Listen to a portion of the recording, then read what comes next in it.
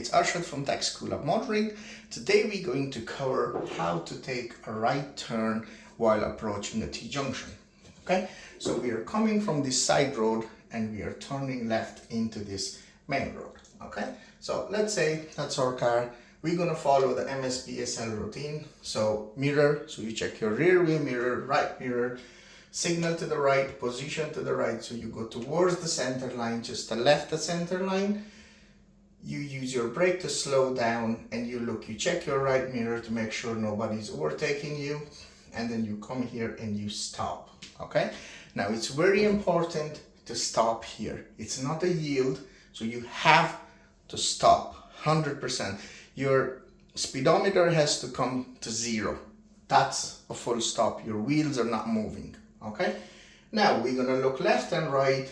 Here we have to let go the traffic which is coming from our right hand side, and we have to also let go the traffic which is coming on the left hand side on that side of the road.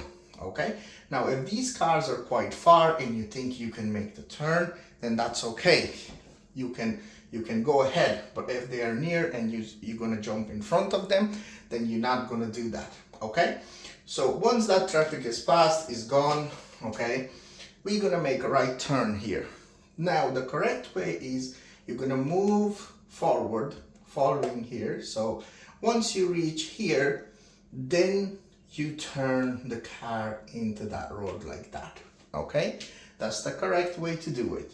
So again, just to follow up again, we check our mirror, signal to the right, position to just the left of the center line, slow down, look, check your right mirror, stop, look for traffic coming from both sides. Once they have passed or it is safe to go or there is no traffic, then you go. So you need to go a little bit forward and then turn.